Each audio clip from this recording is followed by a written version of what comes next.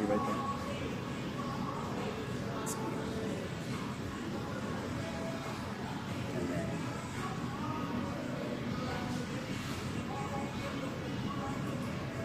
Hello, everybody, and greetings from the Blue Tick Tavern in downtown Maryville. I'm Mike Edwards, along with Donnie Moore, Troy Boharon, and Marcus Fitzsimmons, and this is the Goatee Sports Page. The Tennessee Vols land at number 12 in the AP preseason polls, and we're going to the whistle blows. And now let's set today's lineup card, sponsored by Blunt Partnership. The University of Tennessee Sports Report, sponsored by the Cherokee Group and the Klein Dental Arts SEC Notebook, will be on the agenda. Today we'll talk some UT football and throw in some more Tennessee news. Donnie Moore will announce high school scores from around the area, and then the Mark It Down segment, sponsored by Mandy B. Street Realty, will be up, as we'll talk some Maryville High School football. The Anderson Lumber Company High School Player of the Week segment will be on the docket, as William Blunt football will be in the discussion. Donnie Moore will present the sports headlines from around the country before the Boyd Sports Spotlight shines on the Associated Press Top 25 preseason football rankings. And finally, the Shelter Insurance Bowl Prediction segment will close out today's lineup as we predict the local high school's football seasons. And now it's time for the UT Sports Report, sponsored by the Cherokee Group and the Klein Dental Arts SEC Notebook. So let's bring in our panel. We've got Donnie Moore here this morning and Brian Johnston from Goatees on board. Good morning to both of you. Hey, Mike. Good morning, guys. Tennessee is in the news. We're going to talk a little bit about... what else is new, huh? Yeah, we're going to talk a little bit about their number 12 ranking going into the season, but a couple other things that went on over on the Hill. Peyton Manning, Donnie, has decided that he's going to go into the teaching profession. Professor Peyton And Manning. you know what? We could have talked him out of that before he even decided. Boy, But, that's true. yeah, Ooh. but he's been appointed a professor of practice in the College of Communication and Information on the UT campus. He will teach select classes during the upcoming year. Alongside communication school faculty, he will teach a variety of topics: sports reporting, video production and performance, leadership, and communication and public speaking. You know, with all of that background, we could use him setting up on the sports page here on Saturday morning. What do you think? He might have plenty of time. I mean, he's in town. We can bring him over. Sure, yeah, bring him on. All the technology and everything we've got going on here. Your thoughts on him getting this position? Well, you know, anything Peyton Manning can do, he's likely to do for the University of Tennessee. And it's never a bad idea because he's a great ambassador for the university. Brian, your thoughts on Peyton going in over there? Of course, he's got celebrity status. They're not going to, gosh, they could sell tickets for those classes he's going to be in over there. Well, sure, and name the price. But I've got two sons that are about to start UT, and I have a feeling that they're both going to be trying to get into that class. I can't imagine a class locking down sooner. Can you guys? I mean, seriously, has there ever been a class in the history of University of Tennessee that will fill up faster? They'll be selling lottery tickets for that thing. Wow. Yeah, but Donnie, don't you think he should have started at the high school level and worked his way on up? Well, you know, if anybody can skip a level and come on to the university, it could be Peyton because you know he's earned his celebrity status over there. Does he have a teaching certificate? No? I don't know. I don't know. I doubt that. I kind of doubt it too, I but doubt it. but you know he can do what he wants to do around the University of Tennessee. Yeah. Well, Brian, Troy just set up and left. I guess he's going to sign up for another class. He's going to sign up over there for Peyton's class. Yeah, if he could get signed up for Peyton's class, he would be more useful to us. He could bring in all the juicy stuff that goes on there. There you go. Indeed. Hey, Tennessee's basketball team, Donnie, took a trip. This summer they took a trip over to Italy, and all indications are that it was a successful stint. What do you think about these basketball teams, you know, getting together in the summer and taking these trips abroad? Well, you know, it's going to be soon enough to where they'll have the grind of the everyday practice schedule and then getting down to playing 2 or 3 games a week. So, you know, why not kick up their heels a little bit during the summer? Brian, do you think it gives these teams an advantage? You know, they got the new kids with them and the veteran players, and they head over there and they play games in the summer and they get together and that type of thing. It kind of gives them a head start, don't you think, on everybody else?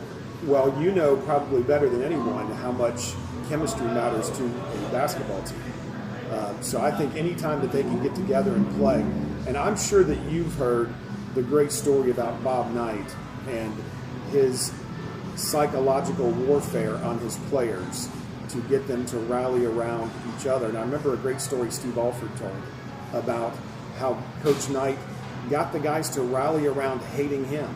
And so because they hated him so much, they became better teammates to each other. So, maybe, and I'm not saying Rick Barnes wants to do that, but man, anytime you can be with your teammates, especially in a different country where you having to rely on each other, that's big time stuff. That's chemistry. That's great. Well, I remember when Bob Knight took his team to Puerto Rico and he just about ended up in jail down there. That's what I call coaching. Okay? Yeah. But anyway, I think it's a good thing. If you can get your players together and get a head start on the season and make an educational trip out of it, and I probably wouldn't be worth a darn on one of them trips. I'd be loaded up on that pasta over in Italy. I wouldn't be worth a heck. But Purdue's in Germany. They're over in Germany right now on a tour. So, I don't know. We're probably going to see more and more of this. I think Kentucky is headed out somewhere, or they've been somewhere. So it's kind of it's always been there through the years, but it seems to be a little bit more prominent now that the teams are taking their squads out to these foreign countries in the summertime. Let's talk about Tennessee's ranking.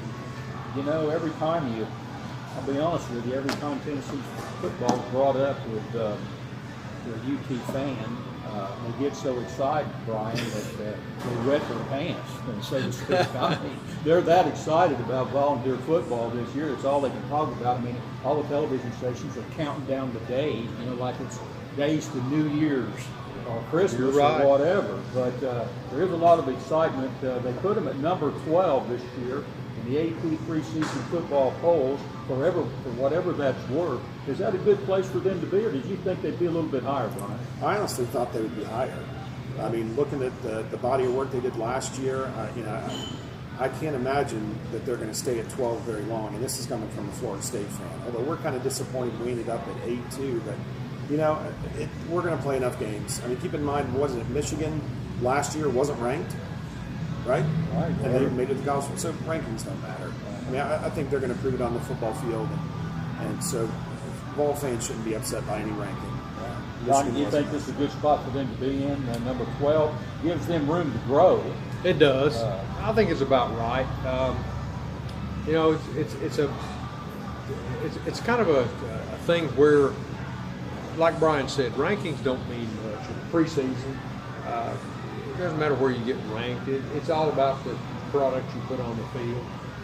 And Tennessee's untested at this point, so let them rank them where they want to. They're behind Texas.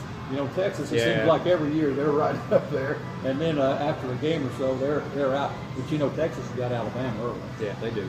So we'll see how that plays out. And then Washington is in there. Mm-hmm. And then, of course, Clemson's ahead of Tennessee, but Tennessee beat Clemson in one poll. They did. So, there's a little room there to say, well, why is Clemson ahead of us? And then you got Florida State. No sense. And Florida State's a little bit like Tennessee, Brian, in the fact that they've been down a little bit, and they had the great year last year. Tennessee had the great year, so now expectations and hopes and so forth are. I think Florida State, Tennessee are pretty much in line to where they're at right now. Yeah, you just got to prove it. But Clemson being above UT is stupid. Come on, they got a new quarterback, unproven, and they don't have as many guys as they usually have coming back, or even ranked ahead of them. Come on. That's weird, especially when they played on the field last year and they got drugged by Tennessee. I think that's a weird one, and I understand it's a new year, but who knows? Who understands all these voters that put this stuff in there? But like I said, they're going to play. It's all going to be good. Well, I think the scheduling has a lot to do with it. Where these teams, you look at Georgia's schedule, and it looks like a cakewalk. It does. Compared to a lot of these other schedules in the Southeastern Conference. Let's take Tennessee. If you're looking at the Tennessee fan right now, the Tennessee fans already gone to Pennsylvania 10-2. They've already got the ball of Pennsylvania 10-2. 10-2. 10-2. They're looking at Alabama, and they're looking at Georgia. And that, going in, they're saying, well, I'd like to beat Alabama at Alabama. I'd like to beat Georgia here at home. Maybe that'd give us a chance to win the SEC East and go on and play on. But most of them, realistically, are thinking 10-2. Oh, realistically. Yeah. Oh. Yeah. Okay. I don't know any of those Realistic. UT fans. Yeah. Yeah, I don't know. I've been hearing a lot of That's, undefeated, run the table, feels like 98 kind of Well, stuff. those so. people are drinking a lot before they make these comments. Hey, by the way, speaking of drinking, tonight is Joe Milton night at the Tennessee Smokies, and they're one of our sponsors. So, UT fans should head up to Smoky Stadium and get themselves a Joe Milton bobblehead. You want one of those, don't you? Yeah, well, I guess. They had that, the other quarterback they had that did so well last year. They had Hendon Hooker, yeah. Hooker. They had a bobblehead night for him. And Yeah. by golly, I went up there and I didn't get my bobblehead. Are you they were out of the bobblehead when I got up there. But he got- anyway, some friends of ours got the bobblehead, and I said, hey, you better hang on to that, man. He could be a Heisman Trophy winner. He could go all the way. You never know. Or he could just lose his bobblehead. You just never know how it's going to turn out. But Are you that was a saying- good omen. I'm just saying that was a good omen that they had bobblehead night up there. Okay. And Hooker Good, got a great. okay. Now we got Milton. So maybe it's a good omen. That So he's you're gonna- not saying there's a bobblehead curse, Well, if it's a curse, it's a curse on the good side because with Well, Hooker he- it worked out really well. but he got hurt. Well, he did, but look what he did. Okay. He had a Heisman year over there. So you're telling me right now that I need to get with Chris Allen at the Smokies and make sure that you get a Joe Milton bobblehead. Well, I didn't get Chris, one. if you're listening, Mike Edwards needs a Joe Milton bobblehead. Well, I don't know if that'll be Bazooka good Joe luck or bad luck. I bobblehead. didn't get one the last time, and look what Hooker did. So I don't know. But that's a good thing. There's a lot of excitement around him as quarterback, and a lot of high expectations. And I don't know whether he'll have the year that Hooker had, but we'll see. We'll see. I think there's going to be some pressure on him, and the coaches are high on him, and we'll see what happens. Where do you see the balls finishing in the polls, Don? When it's all said and done. You mean the national poll? Yeah. They'll do a little rise from what their preseason rank is, but they'll finish somewhere along maybe 6. Well, they got a tall order. They got to go down to play Alabama down Texas. They do, That's yeah. going to be a tough game. Sure but, will. But win or lose that game, if they play out in all the rest of them, that ticket for the Georgia game at the end of the year, that's going to be a hot ticket, and that could be for all the marbles. That could be like last year's Alabama game in Knoxville. So a lot of people are zeroed in on that. I mean, that's a long way down the road, Georgia. If it was the old days, Georgia would be earlier in the season, Brian, but they moved that game to the end, and the way it looks right now, that's going to make it real exciting if everything plays out. Huh? Yeah. Sure will. Yeah. I mean, why does everybody think that Georgia's offense is going to be the same without their, Heisman finalist quarterback? Yeah. I think Joe Milton, he's highly capable. He's got the strong arm, but I still don't think he's, he hasn't gone through a season. He started up there at Michigan, and that's a big-time program up there, and he just didn't get the job done, but he's in a different offense right here. Maybe it's a different setting. Maybe it's a whole different environment. He was patient last year. Maybe he's hungry. I don't know. But I think early the schedule kind of favors him. The September schedule, Brian, is not really all that strong, so I think he can really build some momentum in September. October is going to be a little bit more challenging. You got Florida in October, and you got to go to Kentucky, I think, in October. So and you got Alabama. So October is going to really be. That's going to kind of set the stage. But he's got those games to get comfortable. Can I give? I know it's not time for it, but can I give a hot take? Go ahead. All right. Well, obviously I'm a Seminole, but I'm going to go out on a limb and say that Tennessee is going to beat Florida in the Swamp by 3 touchdowns or more. Mark it down. Well, that's the expectations, but Tennessee hadn't won down there. This is the year. I may be wrong, but I think 2006. This is the year. It's been in the early 2000s. Yeah, it has been. So it's been a while down there, but Florida's got an unproven deal. They got a quarterback that's coming in there from Wisconsin. They lost a lot of players, but they've got talent at Florida.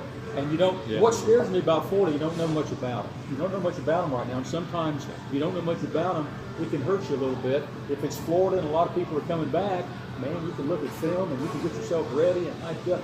But there's a lot of question marks right now around that Florida game. I think that's really a key game, Brian. That Florida game is a key game, and Vol fans can circle Georgia and they can circle Alabama, but don't overlook Florida down there. Yeah, because if you do, it could really put a damper on this year early. Yeah, I can't see any situation that Florida can score against Tennessee much this year, and I don't see a lot of situations with the weapons that UT's bringing back that they can be stopped on. It's just a matter of getting over that mental hump that we can beat Florida. I mean, that's one of those things that Florida State struggled with in the '90s with Miami. It wasn't that we were better. It felt like every year, but we couldn't get over that mental hump. I think UT's over that mental hump. And I think that's all it took. And I think from now on, you're going to see a winning streak. That's what what it feels like. And listen, I think UT, they were scheduled to go out to Brigham Young. And I think that would have been a little bit tougher for Joe Milton to go out to play at Brigham Young in the first game. And then we'll stand the rest of September. But that game's off. Brigham Young was paid off. And we've got Virginia over in Nashville, which is going to be like a home game. So I think September is smooth riding, and I think it's just going to help the hype of the UT base. And I think Milton gets his feet on the ground and gets situated. And I think Tennessee's ready to make the drive in October, and they're on. That's the way I see it. We'll see what happens. We'll see what plays out. Let's look at the pick. They got Tennessee picked second in the SEC East. Ryan, you said fun with that. I don't know. Yeah, Georgia, they're going for a three-peat. Yeah, it sure does feel like that Tennessee has just gotten over that mental hump with teams like that. I know they lost to Georgia last year, but they played well. That was a closer game than a lot of people thought it would be. But yeah, you got to give the edge to Georgia, but why? I mean, they've got a new quarterback. I mean, I don't know. And I'm not even a UT homer, and I'm here saying I think UT's going to do better than we think. Yeah. Donnie, I'm looking at the schedule right here. I've looked at the schedule. Texas A&M. We talk about Alabama and Georgia. Alabama's on the road. Georgia's at home. Well, I like home games. If you're trying to get things done, I like home games, especially when they're playing here. Who doesn't? Especially when they're playing here in Knoxville. Sure. But Texas A&M is at home. I mean, that's a game you've got to kind of circle because, hey, they get some respect. They were ranked in the top 25 at number 23, despite losing all of the players they lost in the transfer portal and the year that they had last year. And South Carolina, we have them at home. And lost to them last year, but we got them at home. That's right. That helps. And then you got Florida away. You got Kentucky away. Kentucky, could be a little, that could be a little situation up there with them. But Kentucky's Kentucky, and we've owned them, and we've owned them forever, so to speak. And then you got Missouri that, they should be in the Big Ten somewhere else. And you got to go out there and play. But out of those, who would you be most concerned about? That's on there. I don't think I would be, because the home game, you ought to win all your home games. Well, if you don't, you're in trouble. That's right.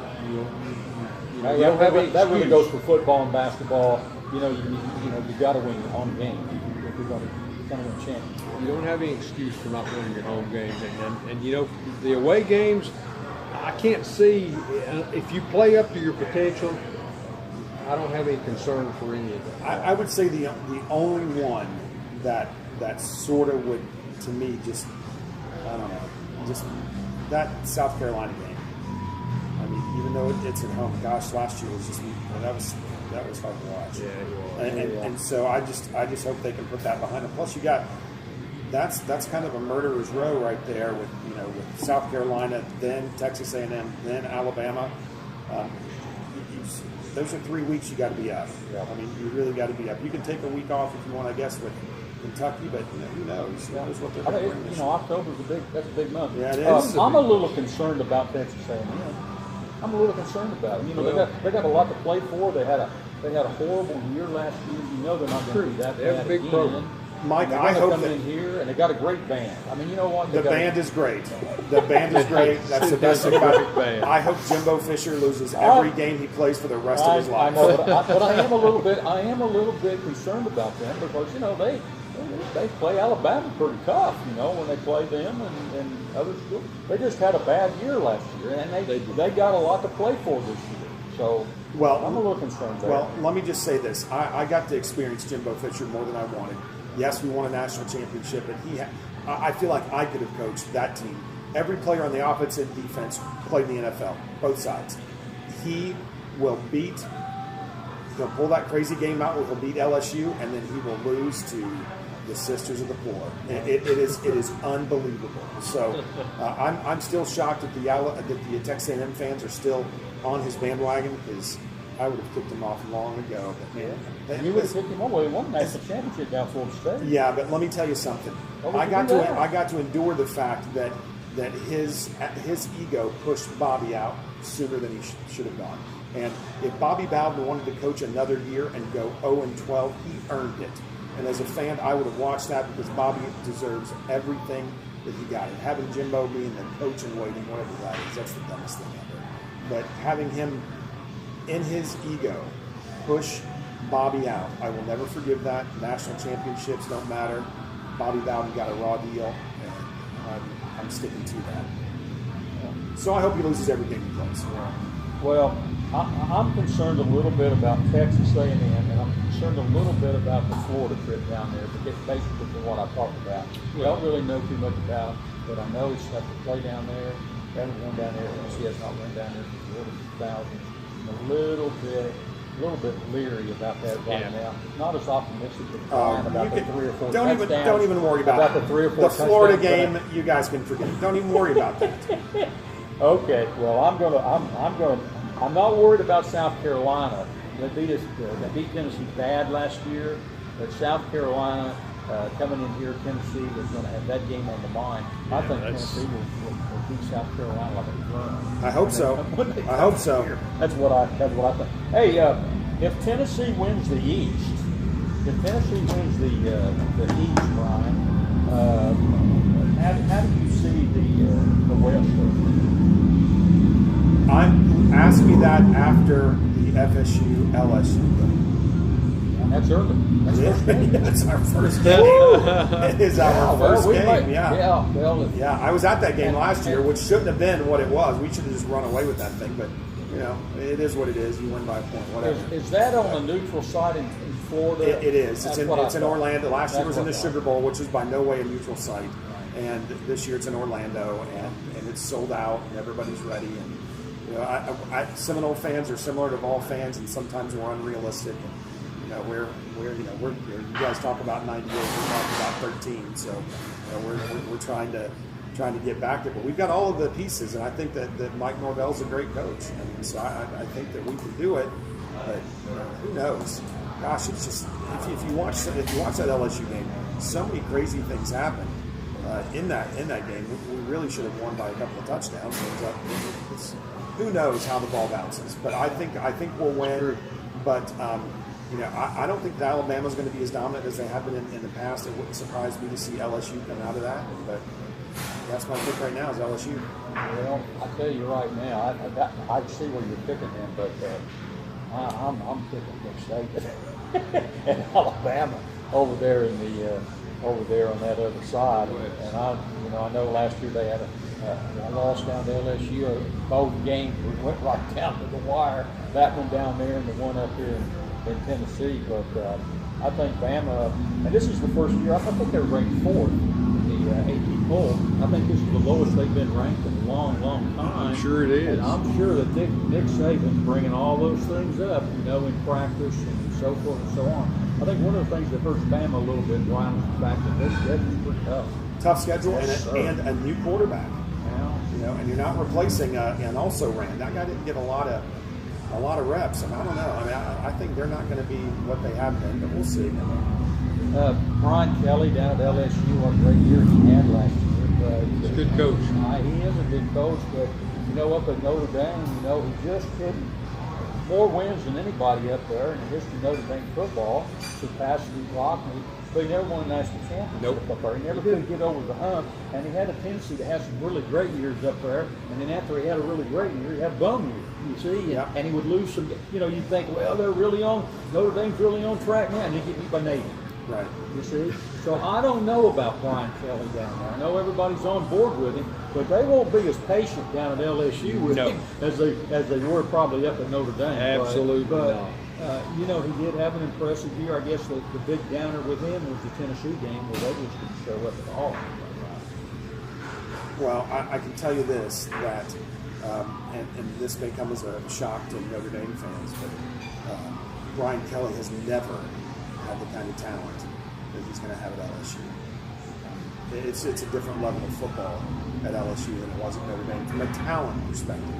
It's just a different world. So who knows? He may turn out to be the next Nick Saban of the SEC. He may turn that thing into a powerhouse. Plenty of talent in state, plenty of talent right there in Texas.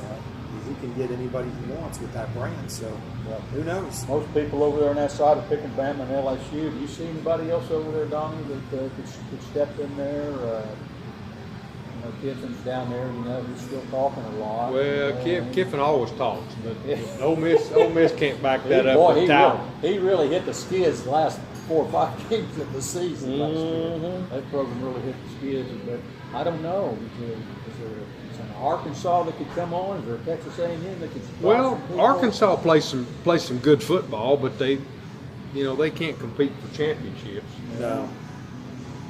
Auburn, is Auburn going to be a surprise over there? No, there's I don't think so. There's no surprises there. Okay. All right, let's talk about what would hold Tennessee back, Brian, from having a great year. What could dampen the party for the Battle? I mean, where do you start with something like that? Quarterback getting hurt, injuries. Yeah, injuries to your Injuries, receivers. yeah, injuries are always the things that you can't figure. So to me, that's really the only thing. I think they've got the coaches, they've got the players. Injuries are really the only thing. Yeah. If a Milton gets hurt, you got Nico Imaliba. I've not heard great stuff. I've not heard great stuff about him yet. I mean, but who knows? Cali Kid. Just call him the Cali Kid. Throw him in there. Hopefully in September, you know, they could get some separation in their stores, get him in. It'd be a good time to get him in there. Yes. So if he does set the world on fire, I think every week, Mike, there should be every win he gets, you have to say his name that many times in a row as fast as you can. Yeah, well, it's a struggle. I would just like to call him Nico California. That's what I'd really like to call him. It can be started right here on the sports page. Yeah. I like that though. That's it. Good name. And that's better than Hollywood. Yeah. Just Nico California. But I'm excited to see how he turns out over there. You know, I know a lot of fans are too, but I think everybody's rooting for Joe Milton right now and getting him to the next level. That's what they're shooting for.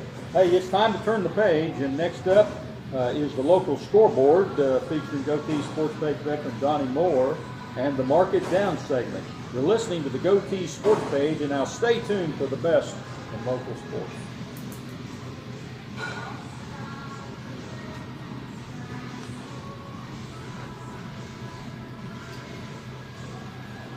Well, the Eagles had a song about him, didn't they? What's that? Welcome to the Nico, California. Hey, that's not bad. That's not bad. Yeah. You see some Maryville people, Maryville. I don't see anybody. I don't see him. You see anybody? See him like that. That's Floyd.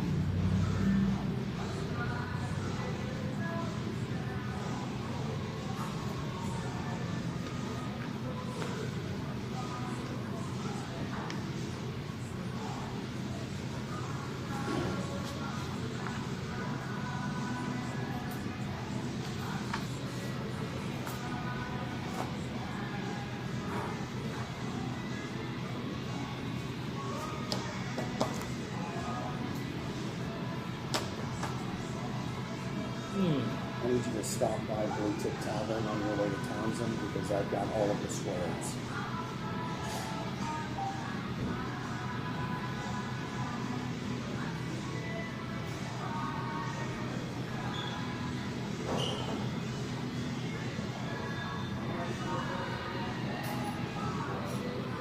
Is that your player right over there? Don? Hey, Don? Yeah. Is that your player over there?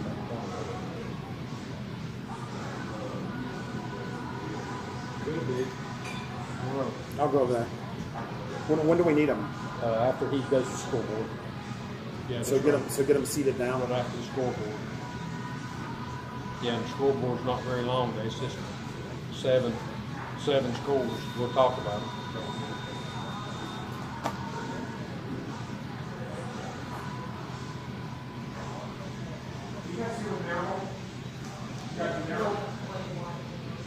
Oh, that's William Blunt. That's William Blunt. Oh, that's William Blunt. Hey, we got William Blunt. Yeah, they're after Maryville. They're after They can Maryville? just relax, yeah. Okay. Yeah, it's just well. That's what I got with Troy. Troy said they were in the Player of the Week segment. Okay. Player of the week segment. Okay. Hold up. We'll get you guys in just a second. We better recheck everything, but Well, if they're here and Maryville's not, can we just mix it up?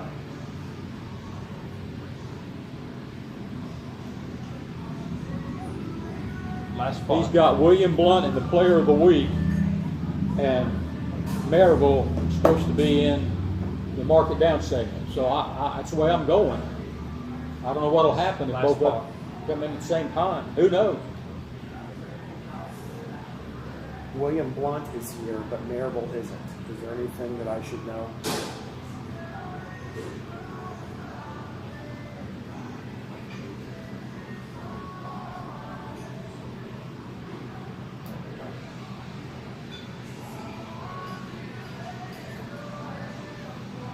Welcome back to the Blue Tick Tavern in downtown Maryville. This is Mike Edwards along with the rest of our broadcast crew, and now it's time for the local scoreboard, sponsored by Mandy B Street Realty.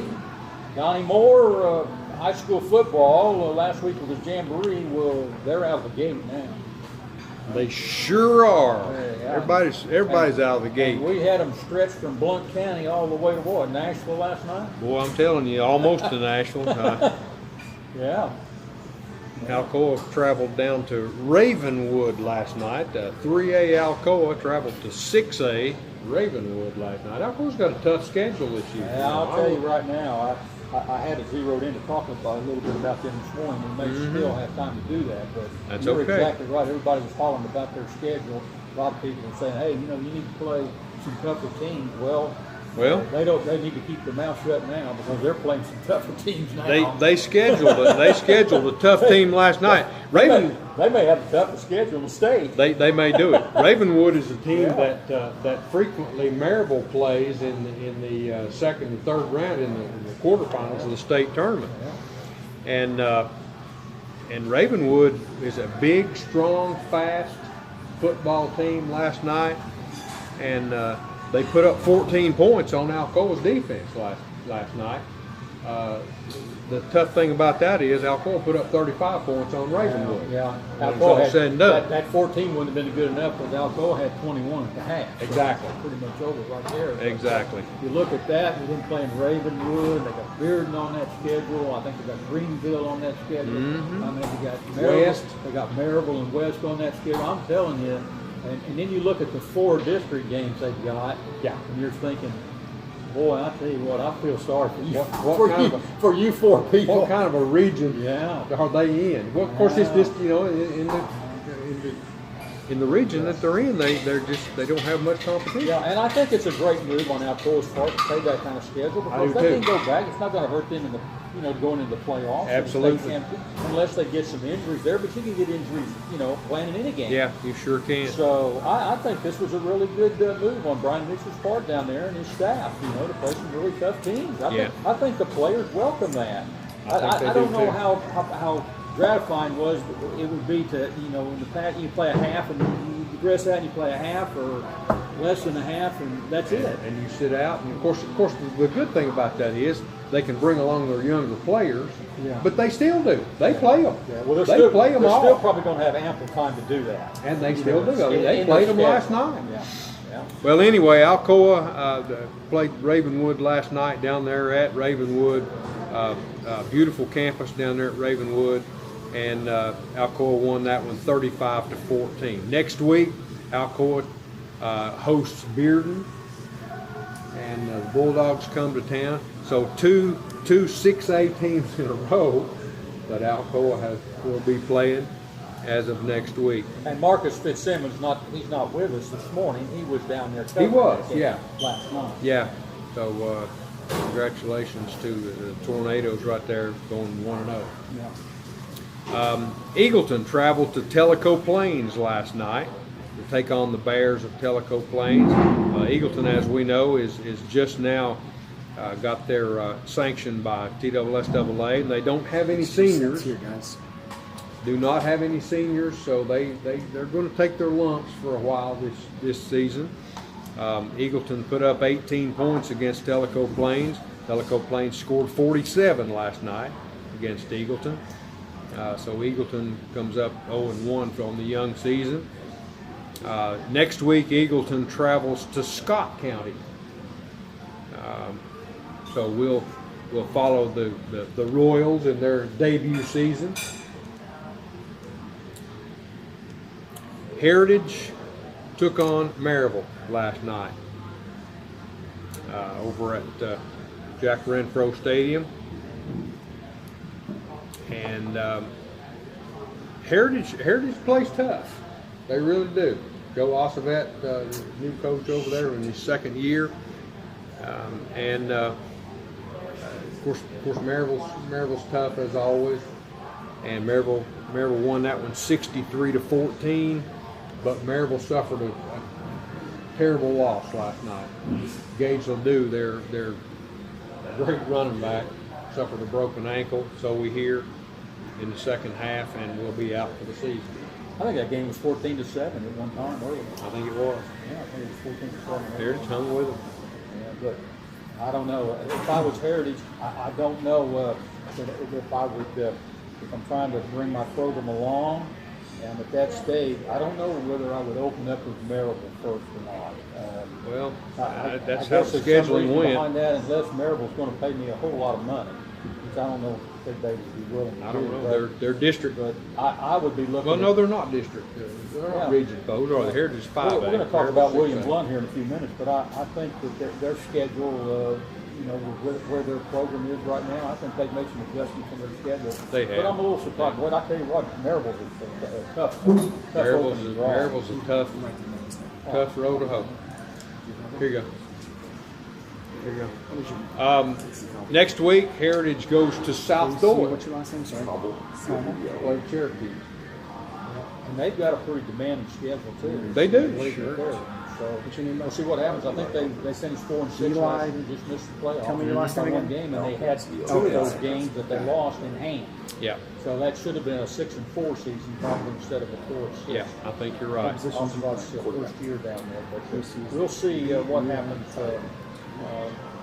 going forward. All right, guys. Yes, we will. Moving next to Seymour. Seymour went to Gatlinburg Pittman last night, and it's always tough to travel up to Gatlinburg, and last night was no exception. Gatlinburg Pittman beat the Eagles 56-13. So Marcus won't be happy about that. Marcus is a graduate of Seymour High School. Next week, the Eagles travel to McMinn Central, play down there, and we'll see how that one goes. We've got the Kings Academy up next. Kings Academy traveled to Grace Christian in Knoxville, and finally got a really close ball game here to tell you about. Grace Christian beat the Kings Academy 28-21. Only one touchdown difference right there. That's a lot better. So next week, the Kings Academy stays at home and plays Christian Academy of Knoxville. So CAK comes calling to the Kings Academy next week. And then finally, William Blunt hosted Austin East. Roadrunners came to William Blunt last night. And William Blunt gets their first win in 2 years. Yeah. 35-8 over. Yeah, 700 and some odd Roadrunners. days since they won a football game. Yeah. I think I heard last night. So that was a great win, and they look pretty good doing it. We're going to have them on here in a little bit, but they look pretty good doing it. We will. And so I know they're excited down there. They are. I'm sure Coach Reeves. He in the after game huddle, he looked like he was bouncing all over the place last night. So good win for the Govs last night. Next week, William Blount travels to Carnes. Where Coach Reeves is a former head coach up there at Carnes. So they'll travel to Carnes next week. And that's a very winnable game for them. That's a very winnable game. It is. Carnes got beat last night by Hardin Valley. Hardin Valley. And I think Hardin Valley was one game last year, 2 games. Yeah. I don't know. So many. So that's a very winnable game. And that's what I was talking about with William Blount. I think they've made some adjustments in their schedule that favored them. Yeah, I think you're right. And these first 2 or 3 games, they got a chance to be 3-0 here in the next couple of weeks. Things work out with their schedule. Yeah, good. Well, that's all the local scoreboard brought to you by Mandy B Street Realty. And now we're going to turn it over to Mike in absence of Marcus Fitzsimmons for the featured Mark It Down. I'm Mike Edwards, and Marcus Fitzsimmons is, like you said, he's down in Nashville. He's been, yeah. Covering the Ravenwood game with Alcoa down there last night. He got to stay home. So I'm taking over in his area, and I'm happy to have a couple of players from Maryville High School here this morning. Got quarterback Casey Cobble and tight end Eli Elkins this morning with us. And good win for you guys last night. Casey, it's always good to get that first game out of the way, isn't it? Yes, it is. And let me ask you this. You played, 16 minutes in the Jamboree against Heritage? I believe it was 2 8-minute deals. I don't know. Was that beneficial and helpful in getting you ready to play them? You turn right around and go and play them again, you know? That's kind of unusual, isn't it? Oh, we put Greenback in the Jamboree, and so we played 2 8-minute quarters, I think, but it's not. That's just usually just trying to get guys get just looks. Okay, so Heritage played Alcoa. Alcoa. Okay, all right. So you didn't have any deal there, but Eli, going into the game last night, Heritage much improved last year at 4 and 6. Were there any concerns going in early against them over their plays? First game? No, not really. We just try to keep our game between the ears, not let outside noise affect us. Yeah. Just roll in and do our thing. Casey, one of the big stories over at Maryville this year was the quarterback situation. Quarterback yourself and Graham Coulter. Talk a little bit about how that is shaping up and how it's going and really how it's benefited both of you. Huh? I think it's been great just to have both of us there, just because it's good to have somebody pushing you, and because there's somebody there getting better every day at practice. And he's been awesome, and we're really good friends. And he's a good guy. He's a really great person. It's really good to have him there. Got to talk to about what he sees, what I see. I think it's just really benefited both of us in growing and developing the quarterback. Is there a lot of pressure? You're going into that job this year, and gosh, if you look at high school and colleges, everybody says, well, you got to have a quarterback. If you don't have a quarterback, it's always a little bit iffy going in there. If you got a guy that's been around a year or two, it's always a lot more comforting. Do you feel any pressure going into this situation at quarterback at Maryville because of the tradition and so forth they have there? I mean, there's obviously, the expectations, so you want to live up to that, but I think it's just once you get to where you're at, once you get going, I think it's just you're not focused on, I'm scared that I'm not going to be as good as anybody else is thinking. It's just I want to go be the best that I can be for my team. Yeah. For our team, it's just like I would say that the coaching staff does a great job at Maryville in keeping their players, probably at all positions, especially at quarterback, to keep you focused on what you need to do. Probably they don't have you doing something you can't do at this particular point, and try to take what you have and make that even better. Is that pretty much the way it is there? Our coaches are amazing in that. Eli, let's talk a little bit about the losses. Maryville had a lot of losses from last year's team, 17. Yeah. I believe that I last read, and you lost Noah Vaughn, one of the best running backs that they've had there at the school. That's a lot of shoes to fill. But when you have a lot of shoes that's left, you got a lot of new shoes to come in there, and a lot of those new shoes are real eager and excited to play. Is that what you're seeing right now? Yeah, I'd say we're not necessarily a young team. A lot of my class, juniors last year, sat behind a lot of seniors. Everybody's playing super fast and hard. This is their time. Kids at Maryville, and you might want to talk about this a little bit, they're willing to wait a little bit, aren't they, until their chance go. You know, we talk about Joe Milton over there, the quarterback at UT, you know, he could have gone a lot of different places and probably played last year full time, but he elected to sit out over there and wait his chance. That's sort of the way it is at times at Maryville High School football, is it not, Eli? Yeah, I mean, a lot of times at Maryville, there's a dude in front of you if you're a young guy that's pretty good at football. So you usually got to wait for him to graduate, then you get your time. Let's talk a little bit about last year and the momentum and the incentive to carry over to this year.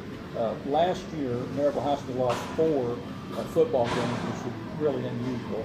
And I'm sure in the off-season you probably heard a lot about that. But they lost 4. But what fans need to understand that 3 of those teams that you've lost to, I think, won state championship. I think that's right. Talk a little bit about what happened last year and how it ended up. Still, you went through the playoffs, you know, pretty much like you've always gone through. Had to go through Oakland. You know, Oakland right now seems a big thing that you have to go through. Didn't come out of that game, but as far as the playoffs, it kind of went, you know, as planned, except the Oakland game. How was that being used this year as an incentive? You know, that last year, I mean, obviously last year when we weren't up to our expectations, we're a really good team. We just didn't execute in places, and I think this year it's just we want to be as clean as we can possibly be and play as hard as we possibly can and just play for our teammates and just make sure we know that it's about everybody on the team and let's just go do the best we can. Yeah. Eli, we've talked about the Alcoa schedule, how they've upped their deal, and as far as Maryville goes, you guys have always played a tough schedule. I remember when George Quarles was coaching, we had him on the show, and we said, hey, you need to play Fulton. You know, you need to get a game with Fulton. No, Fulton was really, you know, they were winning big time too. And said, we'll sponsor that game. We'll play it over in Neyland Stadium or whatever. Well, George, he just sat there and listened to it. Next thing you know, he's got Fulton on his schedule. You know, and they packed the place over here. But Eli, talk about what it means to be playing, you know, really good football teams, you know, week in and week out. You just kind of take it a week at a time. I think Coach Sean does a really good job of not letting us look too far forward and not letting us look in the past. If we drop a game, I think they need to win game after game. When you show up on Monday, it's about that team. Yeah. Stay focused on from game to game. Don't look ahead and what you got going on. I know you're on the offensive side of the ball, Eli. I know you're not on both of you's on the offensive side, but I want to talk a little bit about the defense right here. It's complete over. I think they got one starter back from last year. I know there's probably some kids in there that got some playing time last year, but one starter back. Talk a little bit about the defense again last night in this period. What I'd say about our defense is that everybody plays around the ball. We're kind of, when everybody's running out to get the ball, everybody's getting tackling. Don't give up big plays. They're pretty hard to score on. And Hutton Jones, I believe, is the only one back that defensive squad. Getting back to the schedule a little bit, some of the teams that you've got on here, Bradley Central, you know, traditionally always strong. Knox West, we know about them. They've been really strong the last several years. Bearden, you know, they've had, you know, they're always competitive every year. And then, of course, Alcoa, we don't need to go any further than that. That may be the best of that bank right there, don't know. And then Farragut, you know, and we're wondering about Farragut. And Donnie, last night Farragut beat Bobby Bennett. Yeah, they did. From their home opener right out of the gate. So that's a very demanding schedule right there. And you think about Alcoa and Maryville or greater program that they've had. Brian, you can jump in here too if you want to. But I really feel like if you got great players, you need to play great competition. Those are schools leading. And it gets you better, don't you think, Casey, to play those teams? Yeah, it definitely does. I think being able to play really good teams, it really sets you up to say, like, we need to be able to set an expectation of if we're going to play really hard teams, we have to be ready to play all the hard teams. And so I think that's really important to be able to play teams that are really good. Guys, Mike has asked a lot of important questions, but I'm here to ask stupid questions. So I'm here to produce what I think is good radio for kids your age, right? Who's the best dancer on the team? Oh man, I'm telling you right So what makes Royal so good? He has a lot of energy, and he's always hyped up. Well, I do know that you kids have all these names for dances. Like I watch my sons play Fortnite and stuff. What's Royal's best dance? He'll be just running around. Would that be the Running Man? No, it's like okay, he just goes like, he's probably not even a name for it. Yeah, He just goes. It's random every day. It's something new. Just a freestyle dancer. Yeah. Okay, so let me ask you this. Do you feel like at the end of season Sports Page Awards, we should have a Best Dancer Award? And, hold on, two-part question. Do you believe, it's a big county, lots of great dancers, do you believe that Royal has a chance to win that award? Probably not. No? Okay, next question. Who has the best nickname on the team? Well, they got to think about that one. Let me just tell you guys, having read a lot of media guides and looking through things, the ones that are always the most fun are the things that teach you about the players, right? I mean, we want to know about you guys. I mean, we all hear the cliches, play hard, chase the ball, all that stuff. Now, come on. We want to know stuff about you guys. You guys got to know who has the best nickname. I mean, Eli's nickname's pretty good. I mean, he goes by Elk. I mean, last name's Elkins. Yeah, that makes sense. I like it. Big guy. Yeah. So Elk. it's I like that nickname. It's pretty good. Yeah. Probably one of the names. Yeah. I don't think we have that many nicknames in our team. We got a freshman, Thomas Manuel. I call him T-Man. I like T-Man. Yeah. Nice. You guys do better. I mean, yeah. I mean, It's part of pretty what fun. bonds you as a team are good nicknames. Yeah. That's at least my belief. You got to have good nicknames. All right, Mike. I'm done with my in-depth. Where are we going from here? You guys like cars or trucks? Go on. Let's just go on. You got to have these in-depth questions. This investigative reporting. That's what makes good radio, right? Don't you guys think? All right. All right. Hey, Eli, Coach Hunt's talked a lot about the off-season. Talk a little bit about what you guys went through to get where you are right now in off-season. As you said, we lost a lot of guys, but we spent a lot of time in the off season together, pretty much every day on the field, in the summer, and even after the season, just getting better. So, I mean, we've all kind of seen each other improve a ton. I'd say all of us are way better than we were last year. Casey, been around a little bit. Talk a little bit about the team chemistry right now. Like you said, we've been around each other all off season, and we've been working together, through spring, summer workouts, or after school throwing in the off season. I think it's brought us a lot closer, and I think we really are community there, and we're really close knit. Great. Eli, individual goals. I know what the team goals are. Team goals is to win your conference, and then go on to the playoffs and go to the state. Maryville output. You're always thinking about state championships. I mean, that's always on the goal list. But from an individual standpoint, where do you want to get yourself this year? Go out and play my hardest every game. I'd probably like to be all state. Just go out and try to get some accolades. Casey, quarterback, describe yourself. What kind of player are you? I mean, I'm a guy that's like, I just want to get all the athletes I have on our team, the ball. If I can just help get like Eli and Bryce Davis is really good, Zeke and Charlie Manu and all them, get all them the ball and let them do their thing and just be able to make sure, just facilitate to be able to get everybody going really strong. Who is your quarterback role model? I don't know. quarterback role model. I mean, I love Joe Burrow. And he's just so cool. He's calm, always calm. And he's really good. He's smart with the ball. I like him a lot. What about tight end? I like Mark Andrews. I like how physical he is in the box. Still gets out and catches.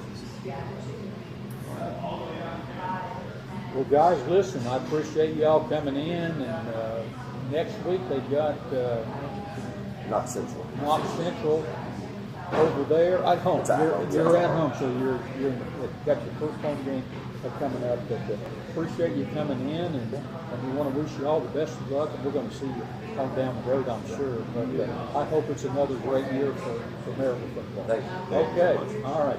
Hey, we'll take a time out here, and when we return, the Anderson Lumber Company Player of the Week segment will be up. You're listening to the Goatee Sports Page, Blount County Sports Voice, and now stay tuned for the best in local sports. Thanks a lot, guys. Yeah. You have to admit, come on, dancer was the best part. Cliche stuff that throws around. Yeah. Who cares about that? Really, people want to know your favorite color. We really don't have any. How's that possible? I don't know. That's what bonds you together. Badminton. You know, that's what his Xbox thing is. See, I can see this. I can see it.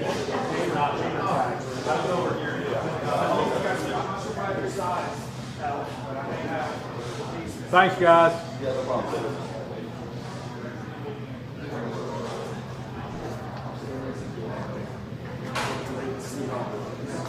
I guess we're ready for William Blount. Say we are.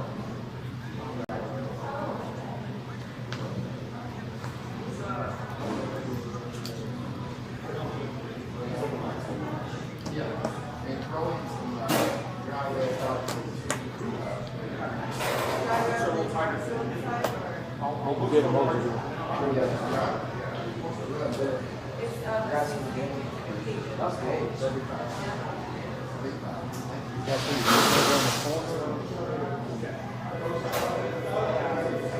Hey, Brian. Brian. William Blount. Are they around? William Blount.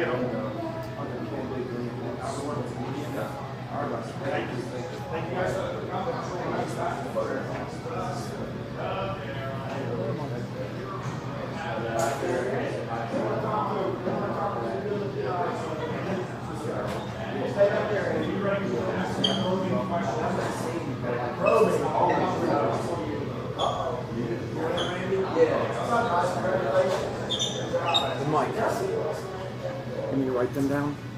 Here, I got it. Who? What's your name, bud? Here we go. Aiden Klein? Aiden Klein, yeah. Aiden Klein? Aiden Klein. Uh-huh. And he's in the polo? Yes. This is Randy Reed. Randy Reed, he's in the hoodie. Coach? Hey, Good to see how you you again. doing? Good, Hey, Donnie. Hey, Mike. Y'all doing okay? Doing well, thank you. Great win, buddy. Thank you. Appreciate it. Needed that one, didn't we? Yeah, these guys worked hard. And we got a big one coming up. Coaches are back at the place right now working. Guys, go ahead, put your head. And that was Aiden Klein. Aiden Klein, yes, Aiden sir. Klein, yeah. Yes, sir. That's the polo. Yeah. And Reeves is... All right, we're on our last spot. I don't know about Good job, guys, Are on we the on? mics. Is there, should I hear anything right now? That's perfect. Okay. I didn't know. If I...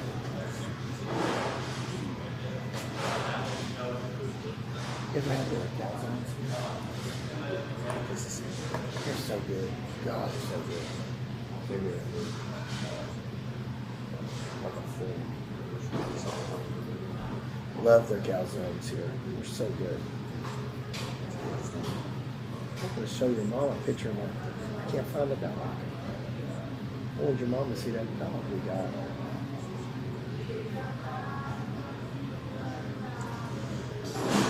Welcome back to the Blue Tick Tavern in downtown Maryville. This is Mike Evans, and it's time for the Anderson Lumber Company Player of the Week segment.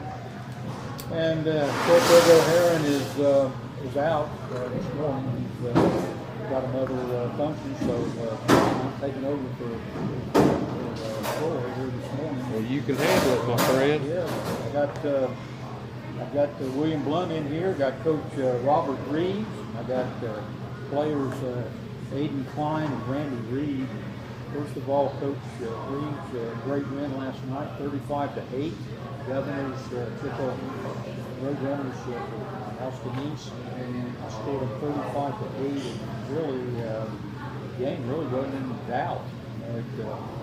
Austin East ran a kickoff back for a touchdown, and Cleveland's defense shut them out. Coach Reeves, a lot of good things happened last night on the football field for your squad. You could, watching the game, I could really see the progress.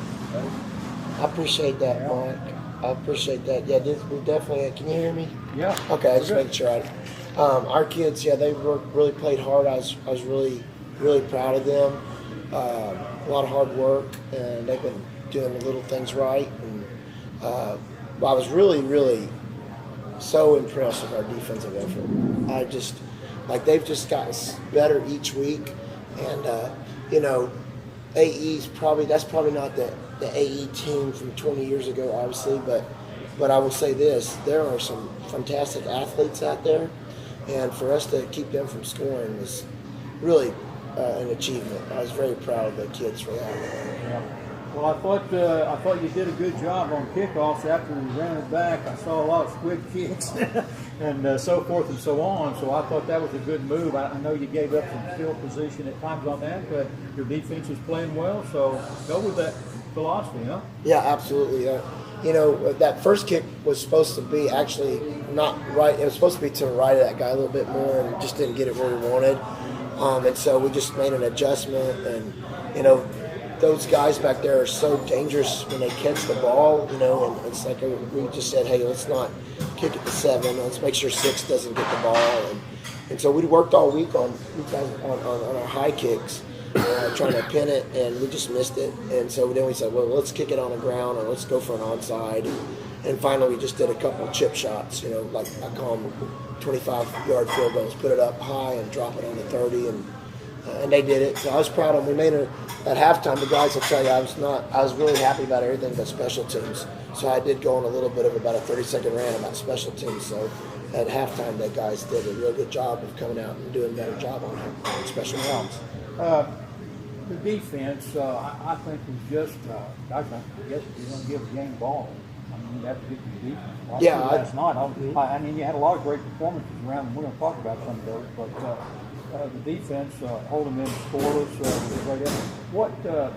What has changed in the defense? Where's the turnaround? Well, one of them's right here, Randy Reed. Randy's an excellent student. He's smart. He's quite a bit of a better athlete than people might look at when they look at him. He doesn't necessarily go, wow, look at that guy. But Randy's a really good high jumper. He's an athlete. He's a decathlete. He's really smart. I don't know how to guess what his. I know he's got to be close to a 4.0 average, right, Randy? And ACT, I think, is a 4. So that's the only thing we're working on. I'm just kidding. He got more than 4. He gave me a smart. He's a really smart kid. So his efforts in the secondary, getting us lined up, knowing the adjustments, and then just really truthfully this year, we just really made an effort to try to play kids on one side of the ball.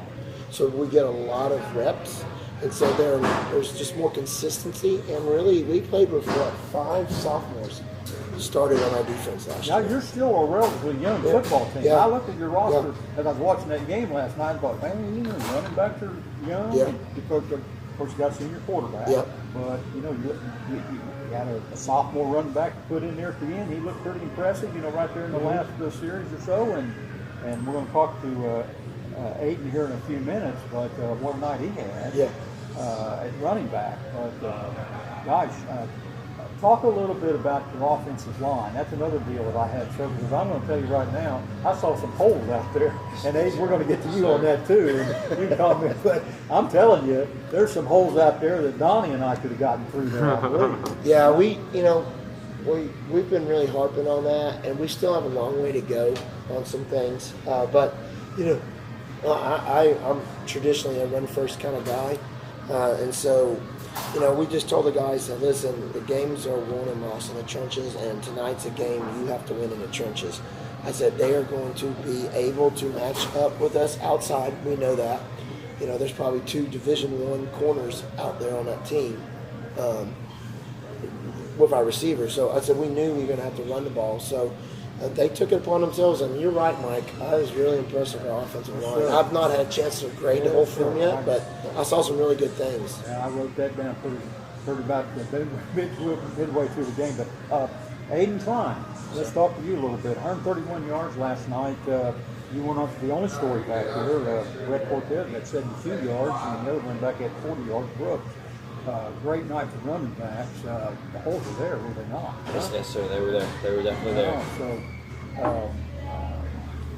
and you guys made the good cuts and the good reads, and good night to run the football. Huh? Yes, Talk sir. a little bit Yes, sir. about it.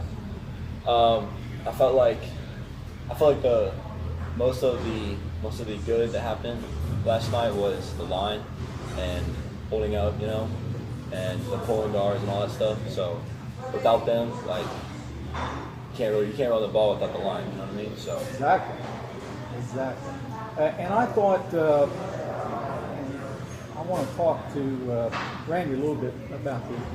I thought the conditioning at William Blount was better than your opponent last night. They had a lot of trouble, getting people in and off. Of course, I think they ran into some depth problems, but they had trouble getting people in and off the field. They had cramping, they had injury, but not so much on your side of the ball, Randy. What's the deal? Is that part of the training through the program at William Blount, the toughness, the discipline, and so forth? Well, I do think a lot of that comes from depth. I mean, we had probably double the kids they did, and that's hard whenever the entire team is playing both sides of the ball. But also, I just think it's discipline with the way that our coaches condition us and the way that we practice. Yeah. Aiden, last year, 0-10. Yes. I want you to talk a little bit about the off-season and what you did in the off-season, the program to get to where you are now, but also from a motivational standpoint, what did that do for this team to get them to where they are right now? It was a learning curve, no doubt. yes, sir. Yes. I think the off season was more of figuring out what we're good at and getting to where we want to be, and like working on what we need. Working on our like bad parts of our team. So Yeah. Coach Reeves, last year was a tough year, but I'll tell you right now, if this program goes forward and it continues to improve and get better and get you where you want to go, you're probably going to look back and say, that 0-10 year, and I've been there where I've had a bad year going in someplace. I'm going to look back and say, that first year may have been the most important year because, we were only 10, but we set the foundation that year. We set the foundation and we stayed on the line, and that's why we've been able to go up. Do you kind of see it that way? I do, Mike. Our program was not in the greatest of conditions when we took it over. And so we had some issues that we dealt with as a staff and as a program. And we just had to redirect some ideas and go some different directions. But, I still give a lot of credit to our seniors last year. There was a couple of seniors on that team last year, but the year before that, I could tell you probably they knew they were not going to be on my football team. And we sat down and I told them my expectations, and, we only had 7. And one got hurt and didn't get to play most of the season, but they really did everything they asked, and they worked hard. They never quit.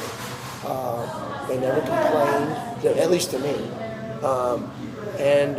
They went out there, and I've never been part of an 0-10 team that had great morale, but we had great morale. I mean, our guys, we had great practices. We worked hard.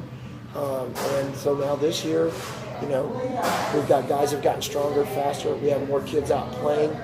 That depth, is like Randy alluded to, has been huge for us.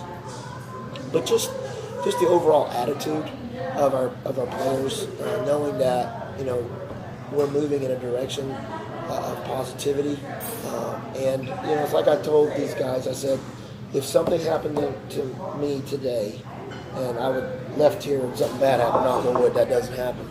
I tell my coaches and our players, our program's in a lot better shape than it was.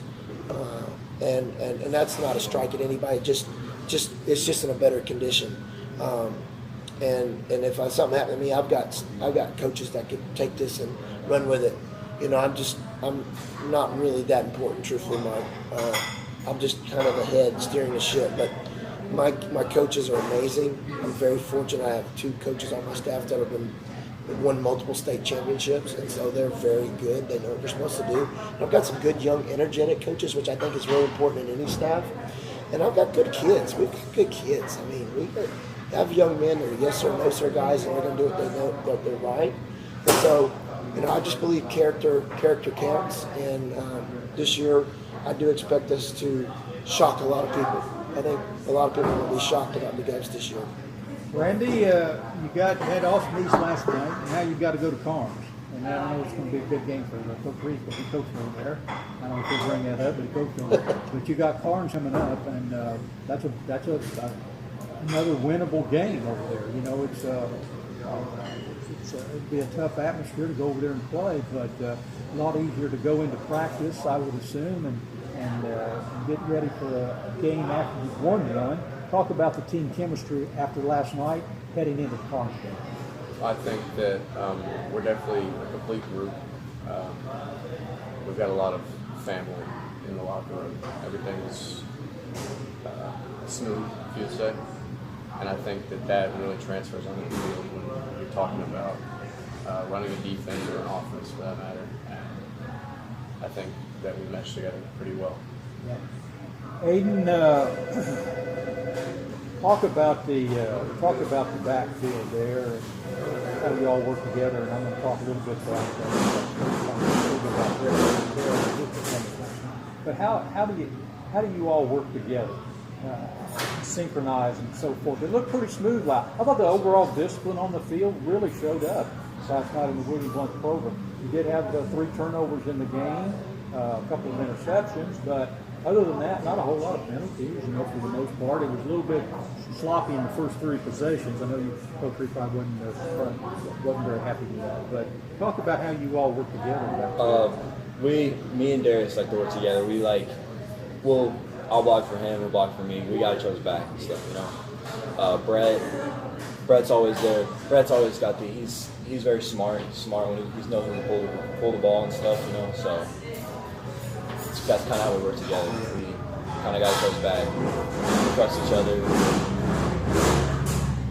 Randy, I like to talk about individual goals a little bit because I know what team goals are. I know number one, you want to get to the playoffs. And after 8 years, go to the playoffs. I know that's right around the start, good part of the day. But other than that, Randy, what do you want to play? I just want to be better than I was last year. And I want to succeed a little bit more than last year.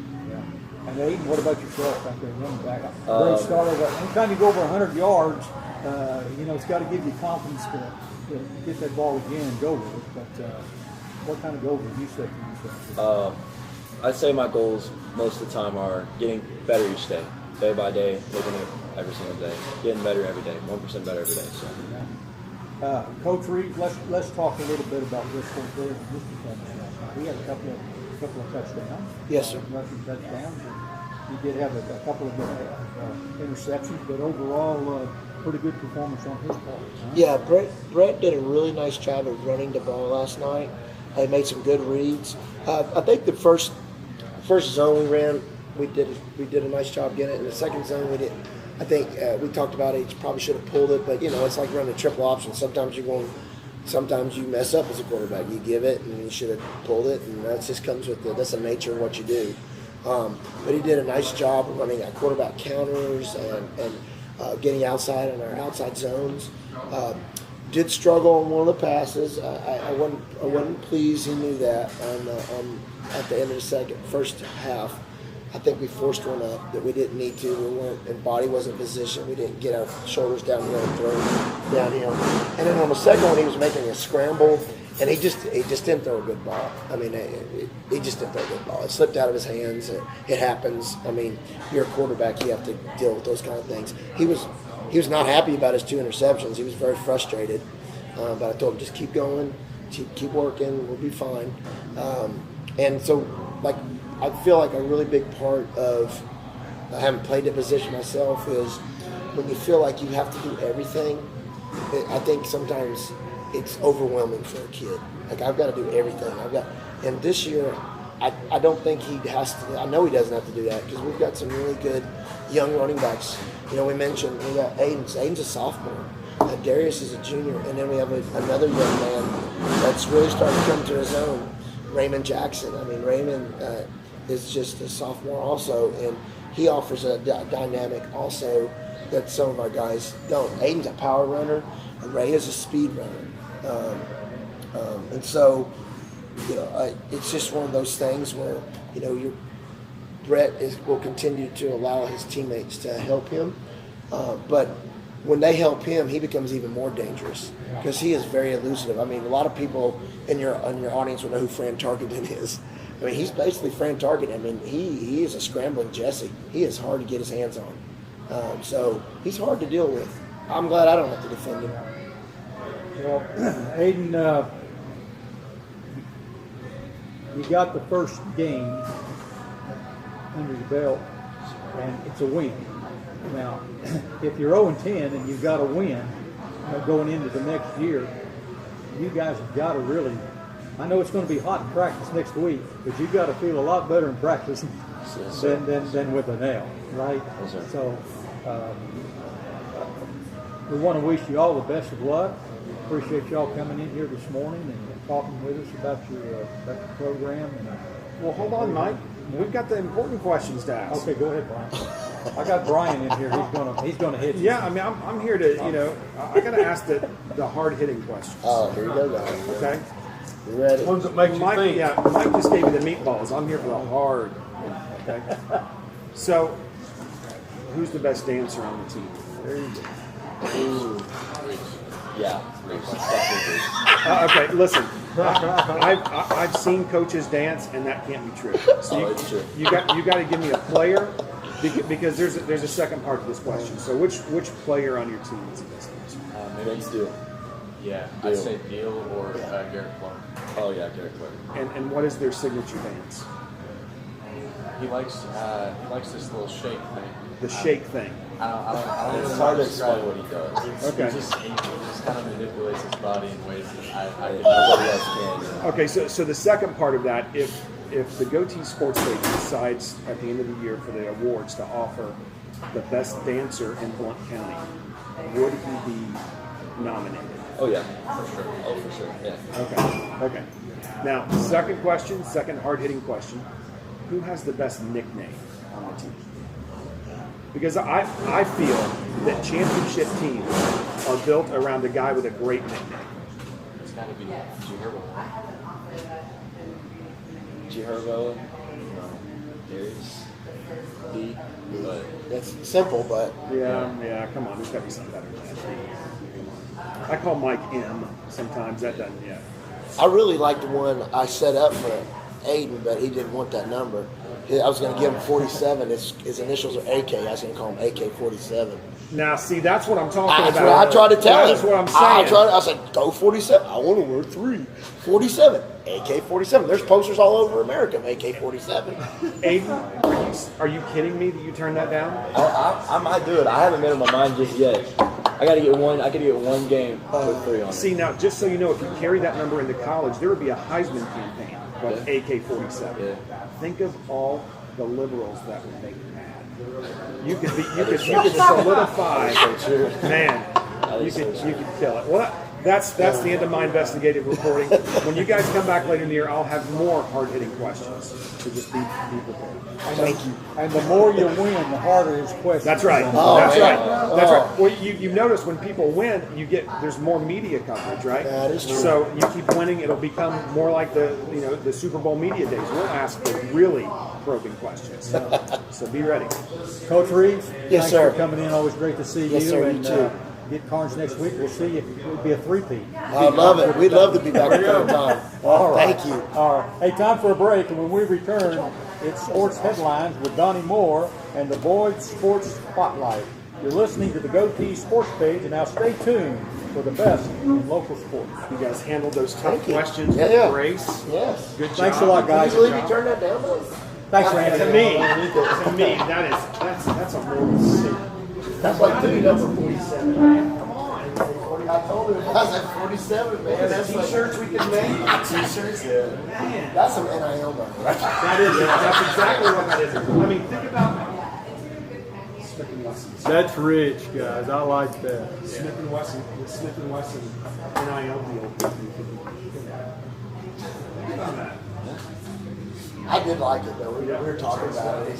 He likes the number 3 a lot, but it was fun. We thought about that. One of the kids actually came.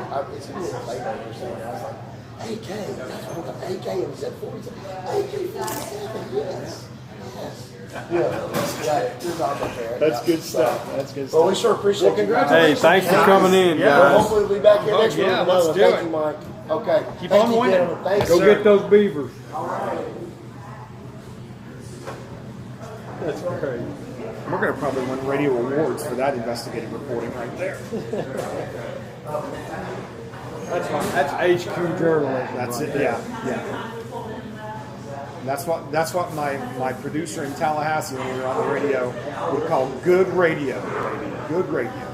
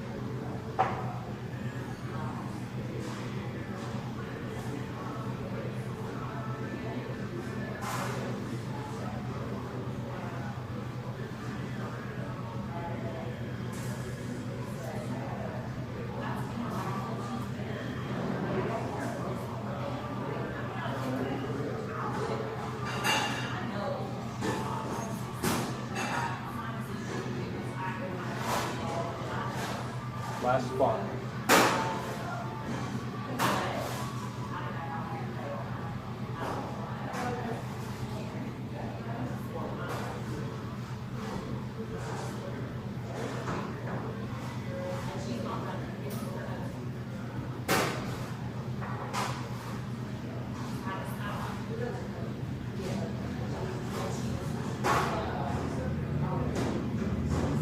Carmen, I told Janice, but I'll tell you too in this text. Welcome back to the Blue Tick Tavern in downtown Maryville, and this is Mike Edwards, and it's time for the sports headlines. And Donnie, before I get to the sports headlines, I want to mention that Coach Trey has not been here the last couple of weeks, and he's decided not to be with us on a regular basis this year, and we're going to miss him. And he's been a regular on this broadcast dating back to the days of Bob Gilbert. We've been back a long time, and he's made so many contributions to this show through the years, and we certainly wish him all the best. And hopefully, he'll be able to join us from time to time. Yeah, we'd love to have him drop in and visit us anytime and give us his contributions to the show. We do miss him. Yeah, I'm going to turn it over to you, buddy. All right, I appreciate that. All right, well, Bob Black, who served as a teacher, coach, and athletic administrator at Fulton High School for more than 50 years, died this week at the age of 80 years old. According to his daughter, Kelly Black Seymour, this is a quote, he suffered with Alzheimer's for the past few years and recently had a rapid decline in his condition. Black graduated from Fulton in 1960 and played football at Carson Newman University, then known as Carson Newman College. He returned to the school in 1965 as a teacher and football coach. He served as head coach from 1969 to 1970 and was a part of the coaching staff for many years, during which time he coached his son Rob, who later took over head coaching duties for the Falcons. Fulton's football field was named Bob Black Field in 1986. Black was inducted into the TSSAA Sports Hall of Fame in 2008, the Greater Knoxville Sports Hall of Fame in 2012, and is also a member of the Carson Newman College Sports Hall of Fame.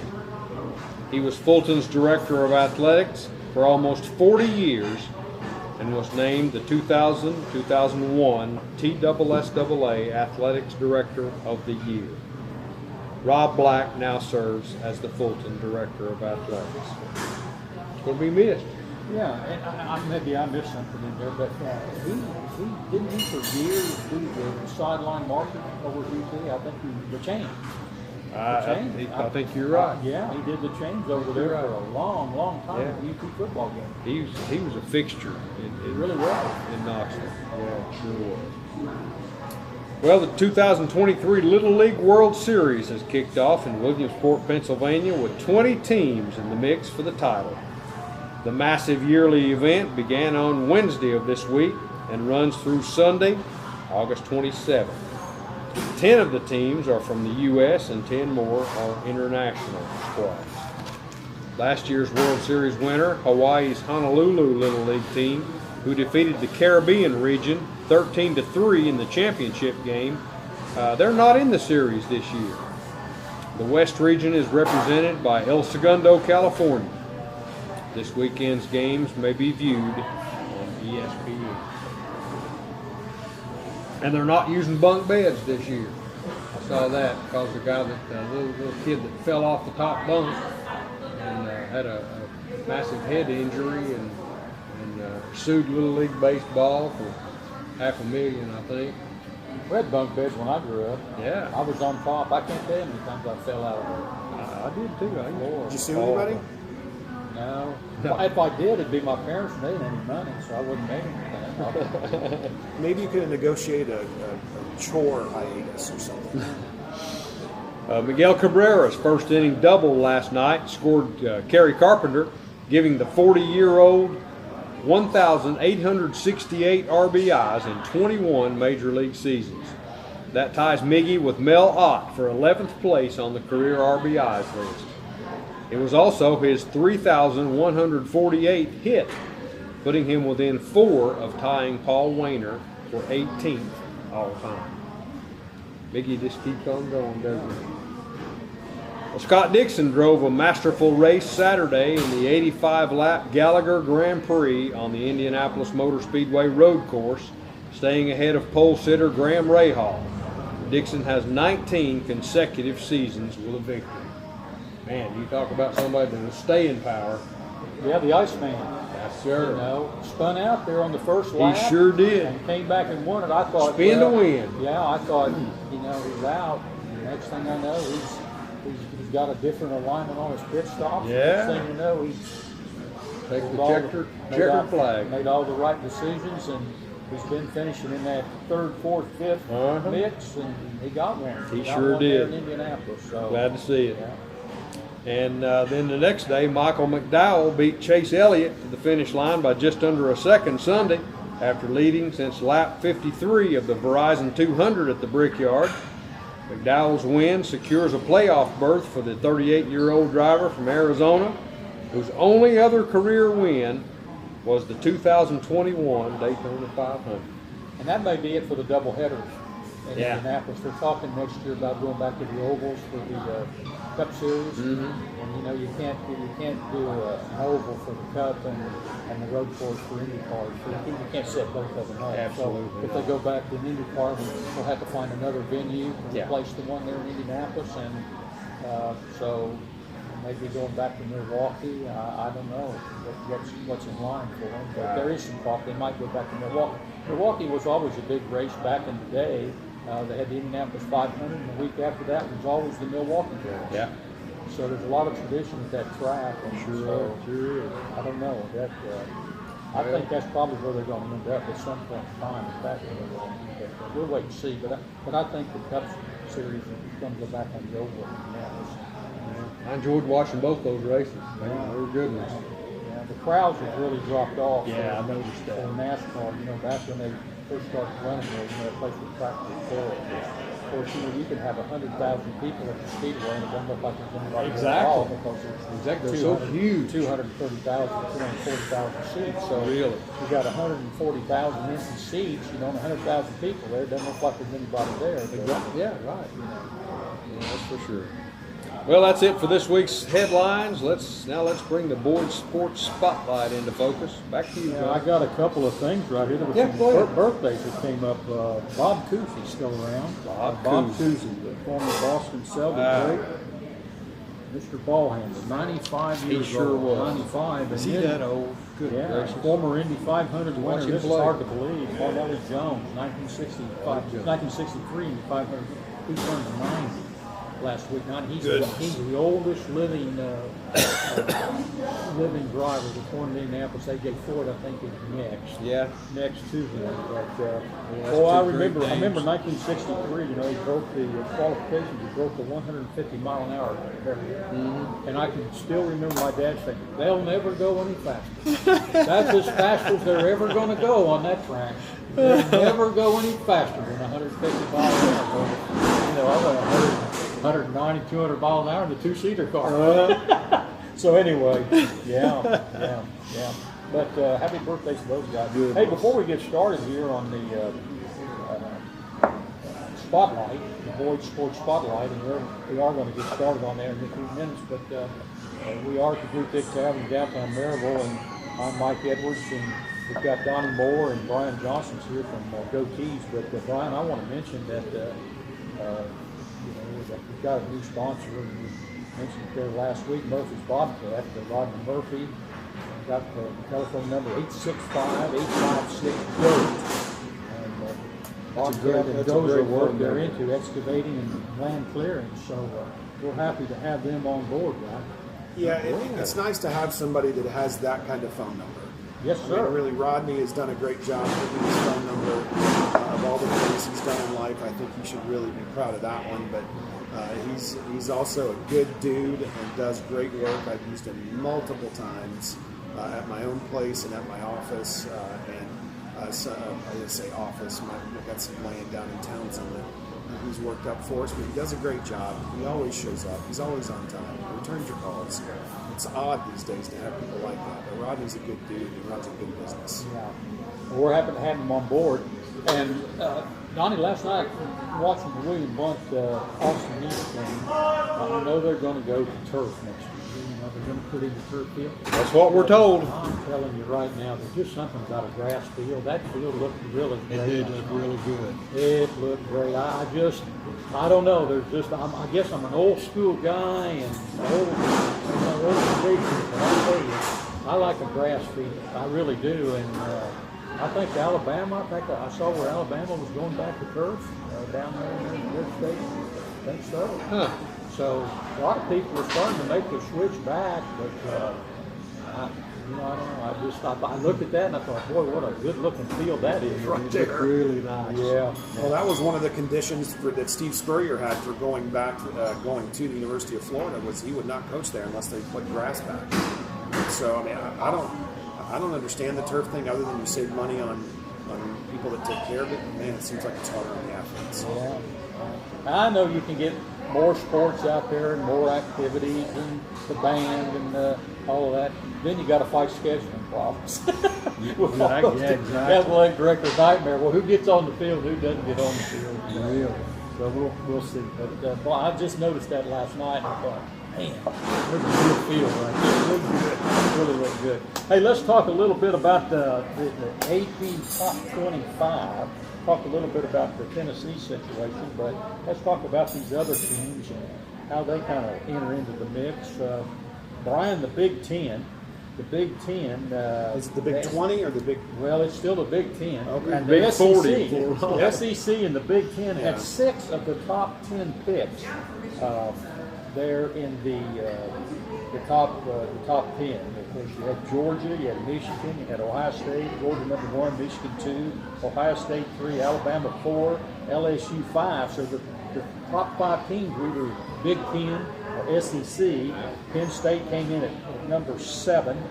And so,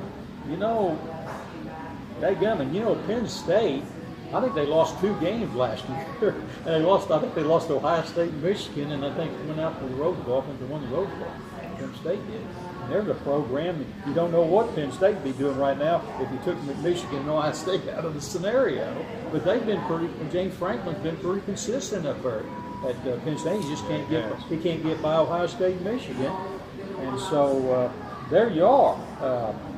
The Big Ten and the SEC, and a lot of people, I think it's known that those are the 2 best conferences in the country, and Brian is showing up in the top 10 and the top 25. Yeah, I don't understand with all this realignment where it's going to end up shaking down, but it sure does seem like it would make sense just to go ahead and make just 2 giant conferences and let us have some real compelling regular season games and not so many of these cupcakes. If we're going to talk about strength of schedule and we're going to talk about who's playing who and whatnot, let's everybody play everybody. Let's, I know I enjoyed when we would go and play teams from the West Coast or we would play teams that just weren't anywhere close to us. It was just a fun atmosphere, getting to know other teams, getting to know other fan bases. That stuff is fun. I think it'd be good for college football to have just 2 massive conferences and let them duke it out.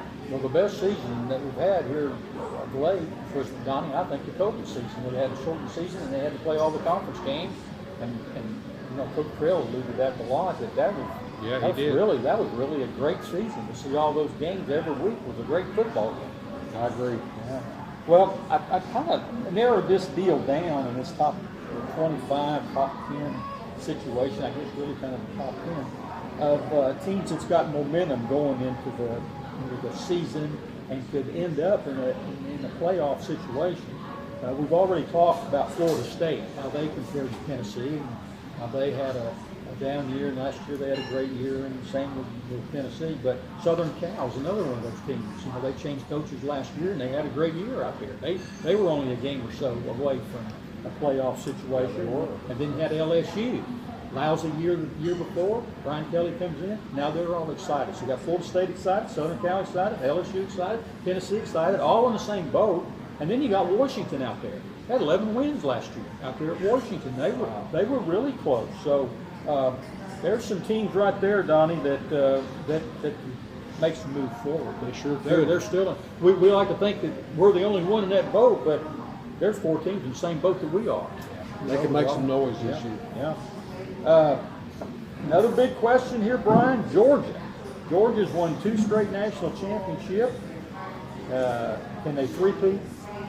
I don't see how you can with a new quarterback, but who knows? Crazier things have happened, but brand new quarterback, that's just hard to do. I don't know how they do it, Ronnie, but it seems every year Georgia has the most favorable schedule. They have a couple of teams on there that they got to beat, and this year is no exception. They got the easiest road as far as strength of schedule, probably in the Southeastern Conference, and it looks like it's just for them anyway. It just looks like it boils down to the game in Knoxville, and that may or may not be the game depending on how Tennessee fares in the league. But it looks like Georgia's going to fare pretty good. But when you don't have that schedule, you don't have that tough schedule like Alabama's got. Tennessee's got a pretty tough schedule. It can't wear on your players that bad, can it? You got to be, as the season progresses and you get down toward the end, you obviously should have a little more left, should you not? One would think. Yeah. You think, Brian? Yeah, you would think so. But I mean, honestly, the fact that Georgia's not going to be tested very much until they get to, until they play Tennessee, I really feel like that. I don't know. Maybe living here this long has made me become a Tennessee homer. But I think Tennessee's going to beat Georgia, just like I think they're going to drop Florida. We'll see. It's going to be a big ticket. The Big Ten again, Donnie. Is it Michigan and Ohio State, and whoever wins that game is the team that's going to go on into the playoffs? Unless Northwestern can, you think Northwestern can come in and make a little bit of noise? I don't think so. No, maybe Penn State. Penn State, Northwestern knows no chance. But Penn State could make. They could make a little bit of noise, but Michigan and Ohio State, of course, Michigan, Ohio State had the number there for years. Now Michigan's won 2 straight. Brian over Ohio State. Those are the 2. They're playing, I believe, in Columbus this year. I think you guys are sleeping on Rutgers. losses. Okay. And then we talked a little bit about Alabama earlier. Their preseason ranking was the lowest they've had at number 4 for some time. But Nick Saban's all over that. He's all over those 2 losses last year. What was it? Just a couple of points kept him out of the playoffs again, another shot at the title. We're talking about razor thin. Yep. When you go back there and you look at that Tennessee-Alabama game, and the way Alabama drove down there and was setting it all up for a field goal, we're just sitting there going, well, they're just setting up. They're going to kick the field goal. There's going to be 5 seconds left. And then it all turns around. It all turns around, and everybody thought it was going to overtime, and then Tennessee went down and kicked the field goal and won it. LSU, we've talked a little bit about them and Brian Kelly, and can they get over the hump this year? Can they make it back to the playoffs and the national championship game? Texas, I don't know. Is this Texas's year, Donnie? Is some year going to be Texas's year? Because they've always got them up there. I don't see it coming. No. Texas ain't going to do nothing. Okay, Brian, you were talking about Florida. We're going to find out about Florida early, real early, because Florida goes to Utah. Florida goes to Utah, the first game of the year, and Utah is ranked 14th. They ranked 14th, and Utah had that close loss at Florida last year. So that's going to tell us a lot more about Florida. Utah should have won that game last year, and they will win that game this year. Yeah, they may go out to Utah and get their ears pinned back this year. Now, here's an interesting scenario that I found. Out there in the Big 12, Washington State doesn't have a home, right? Nope. After this year. Mike Leach. Stanford. Have you guys talked about Mike Leach at all? We haven't. Yeah. Stanford doesn't have a home, and Oregon State doesn't have a home. Why not? Oregon State's ranked 18th in the preseason poll. 18th. Why does nobody want them? Well, now that's my question. They obviously got a pretty good football team, and they got no place to go. And number 19, Wisconsin, Brian's an interesting story. Luke Fickell, that was in Cincinnati, has now taken over at Wisconsin. We know what kind of coach he is. Could he be kind of a spoiler in the Big Ten there at Wisconsin this year? I know Wisconsin fans are excited to have him, and it may be a little bit more than 3 yards in the cloud of dust at Wisconsin with him as a coach there, huh? Yeah, he'll bring a different dynamic there for sure. But going back to your question about Oregon State and Stanford and Washington State, you've got to think these people that are going to be attaching them to their conference, they've got other sports besides football. And who wants to send the women's volleyball to Oregon State if you're a team on the East Coast? That is a money suck. I mean, it's hard on those schools to do that. So I understand why it's, when you get those big brands, it makes, maybe it makes some TV sense, but man, having to get all the minor sports out to the West Coast is just hard. Yeah, I looked at these games in September. Georgia plays nobody in September. Michigan plays nobody in September. Ohio State and Notre Dame play in September. That's a solid game there, and they play in South Bend. Alabama has Texas and Ole Miss in September. Now I'm talking about Alabama's schedule. They got Texas and Ole Miss in September. LSU has Florida State, Ole Miss, and Arkansas in September. That's a pretty tough road early, isn't it, Brian? That is. LSU. That's Southern California. Southern California plays nobody. Penn State plays West Virginia. Florida State plays LSU and Clemson in September. They got a tough go there. Washington plays Boise State and Michigan State, and Texas plays Alabama and Baylor. So they could be, and Tennessee, they don't play anybody. Notre Dame plays Ohio State and North Carolina State in September. The Irish, I think, are ranked right behind Tennessee at number 14. Anyhow, we'll see how it all plays out. Usually, it doesn't play out anything like what the pollsters put down there early. So we'll see. Hey, it's time for a break, and when we return, the panel presents the Shelter Insurance Bowl Predictions segment. You're listening to the GoT Sports Page, and now stay tuned for the best in local sports.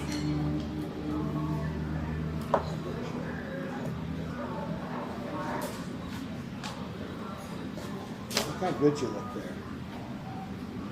Pretty good, right? See, look at that. Nice, right?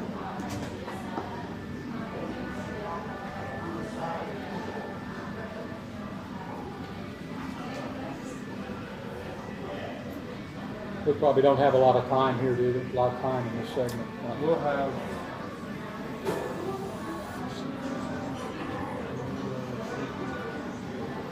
about 5-6 minutes.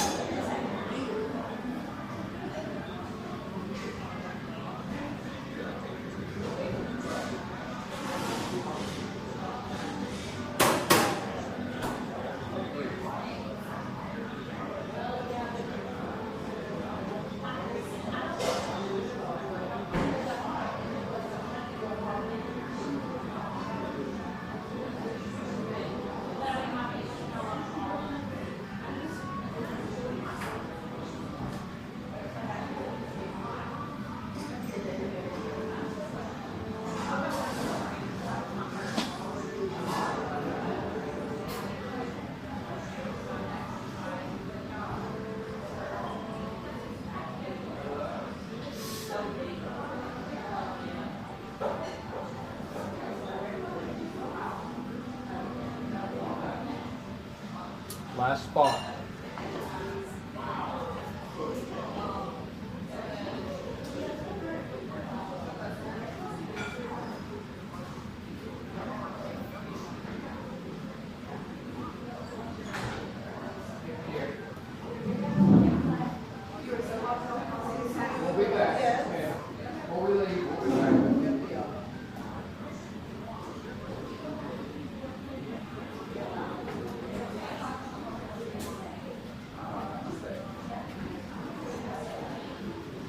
Welcome back to the Blue Tick Tavern in downtown Maryville. This is Mike Edwards, and it's time for the panel's insurance, shelter insurance bowl predictions for this week. And I'm here with Brian Johnson from Go Teams and Donnie Moore. Let's do some predictions on high school football. You want to do that? Let's put some. Sounds good. You just college or pros or something. Let's do some high school, and I'll throw it out here, and we'll see what you think. Start off with this one. Alcoa wins another state championship. Yes or no? It's football. Yes. Brian? Come on. Absolutely. All right, you got a unanimous yes there. Now they're going to get harder. Brian, I'll start with you. Heritage goes to the playoffs this year. You know, I know They were close last year. Yeah, I They know were that. close. I know Heritage has done some good things. I actually, when I jumped on the internet last night, I had seen that there was a misrepresented score that somebody posted that said that Heritage was drubbing Alcoa 28-7. That they had flipped it around, and I thought, that guy, Heritage, bring it on. But yeah, I think Heritage makes the playoffs this year. I think they do. I'm gonna be positive and say I think they will this year. I'm going to say they've got to show me, and I'm going to say no. Well, Okay, that's, I don't mean to be a bummer. I don't blame but I'm you. gonna- Yeah. If any Heritage fans need Mike Edwards' home address, I have it. All right, we had William Blunt in here this morning, and you know I didn't talk to Robert about this. I had it on the agenda, but that, you know they've done some good things with their schedule. Yeah, they have. They've got two. I think they got Union County and one other school that plays in Alcoa's conference.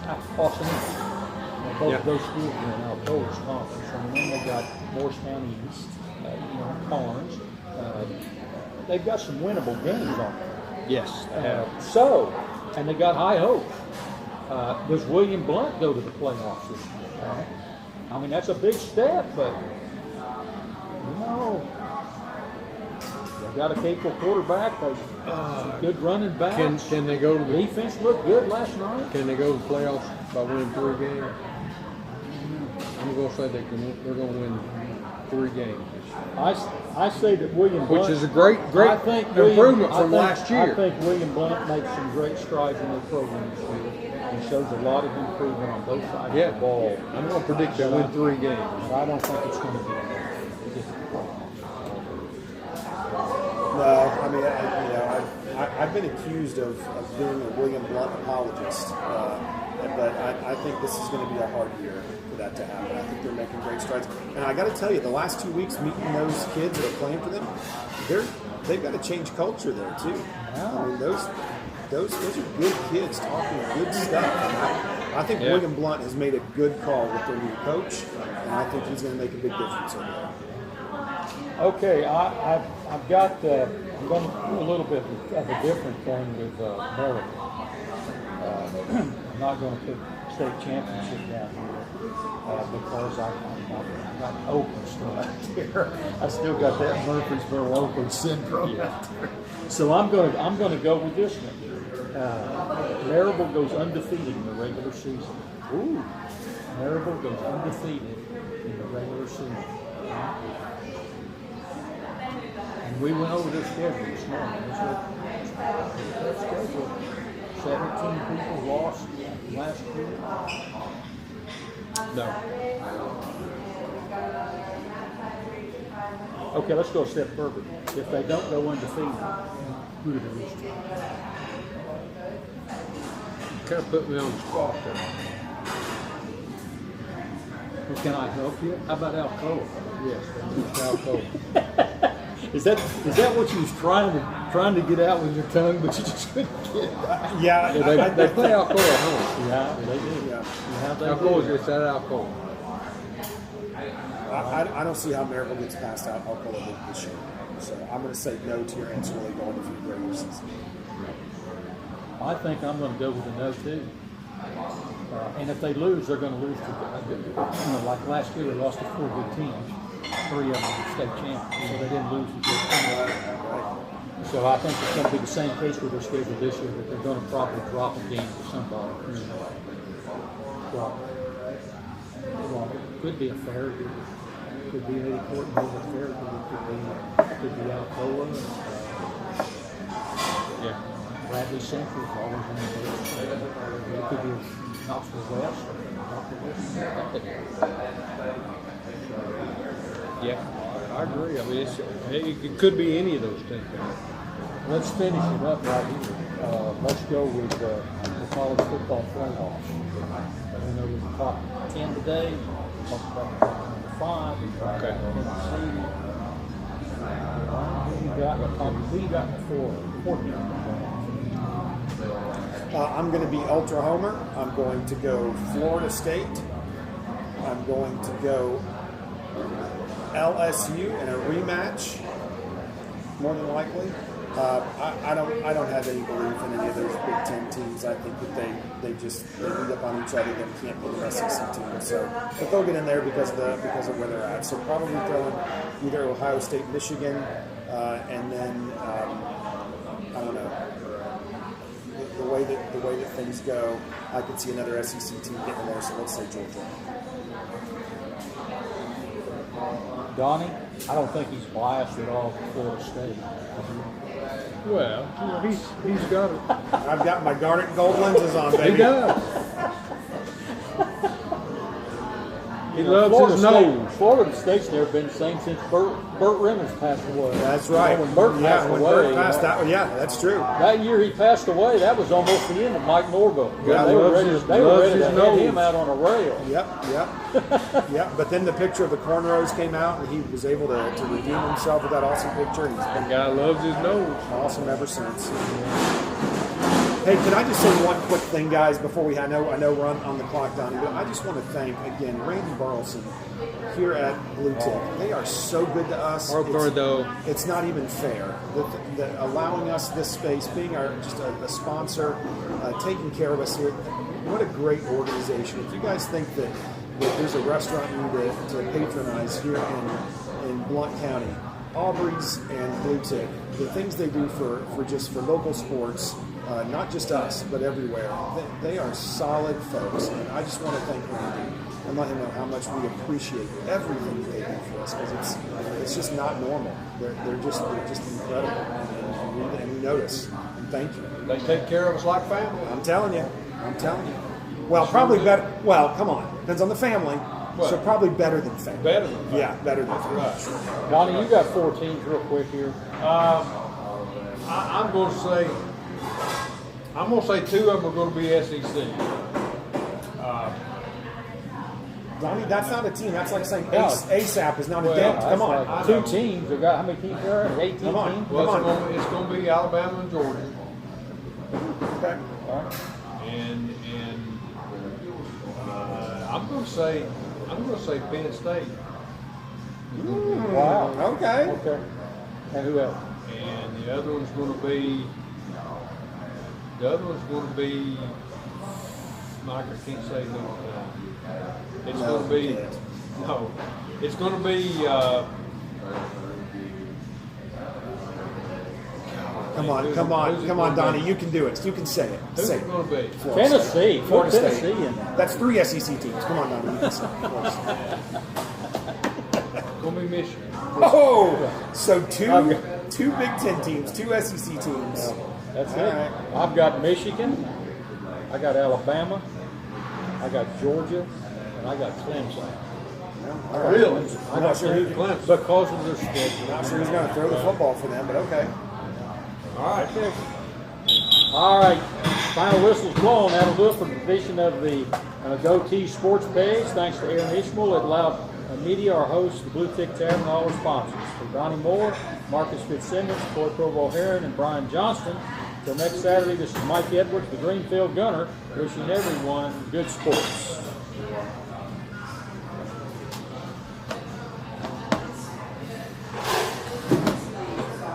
I'm going to go ahead and make a prediction that I want you to get your headsets off.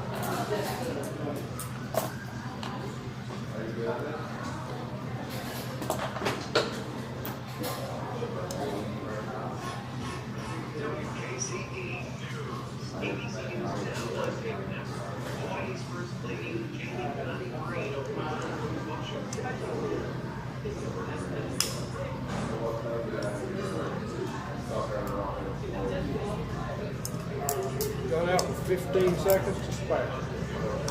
Oh, see, I got to learn this. I got to tell you, if you watch the video, I was struggling to get you framed. I had this thing too tight. I could have done better.